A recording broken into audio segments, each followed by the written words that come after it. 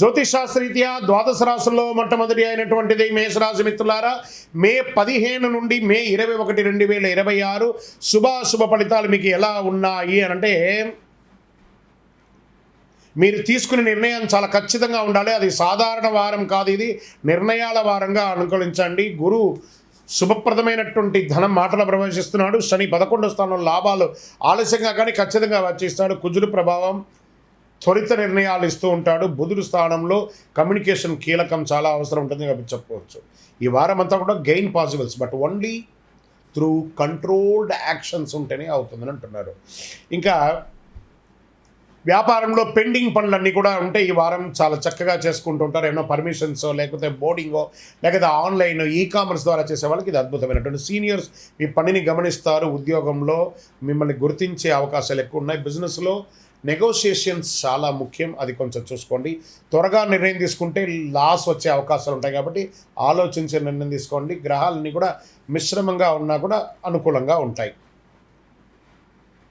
ఆర్థిక పరిస్థితి, ఇన్కమ్ వచ్చే సూచనలు బలంగా ఉన్నాయి. ఓల్డ్ డ్యూస్ రికవర్ చేసే అవకాశాలు బాగా ఉన్నాయి. కానీ వ్యక్తిగతంగానో లేదా కుటుంబ పరంగా ఎక్స్పెండిచర్స్ ఎక్కువ పెరుగుతున్నాయి, జాగ్రత్త పడండి.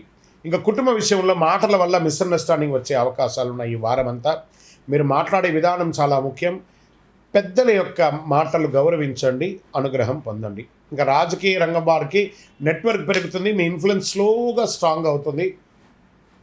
వ్యవసాయదారులకి ఈ వారం పని భారం పెరుగుతుంది. లాభాలు స్లోగా వచ్చే అవకాశాలు ఉన్నాయి, కానీ నష్టపోరు. ఇంకా కోర్టు కేసులు మీకు అనుకూలంగా ఉంటాయి, కానీ ఫైనల్ డిసిషన్ ఆలస్యం అవుతుంది.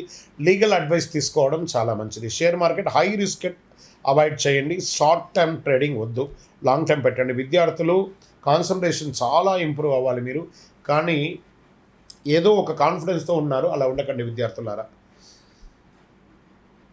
సక్సెస్ అవుతుంది. ఆరోగ్యం పరంగా heat related issues, BP, headache వచ్చే అవకాశాలు ఉన్నాయి. యాంగర్ని కంట్రోల్ చేసుకోండి. కొంచెం నోరు తగ్గించుకోవాలి. గం గణపతి నమః మీకు మాత్రమే తెలుసు అనుకోకండి, మీకు కూడా తెలుసు అనుకోండి. అప్పుడు ఎదుటి వారికి తెలిసింది కూడా మీకు తెలిసి వస్తుంది. ఇంకా అదృష్టం ఈ వారం అంతా కూడాను 60-40% ఉందని కూడా చెప్పచ్చు. పరిహారం, మంగళవారం మీరు హనుమాన్ దర్శనం చేసుకోండి, సుబ్రహ్మణ్య ఆరాధన చేయండి.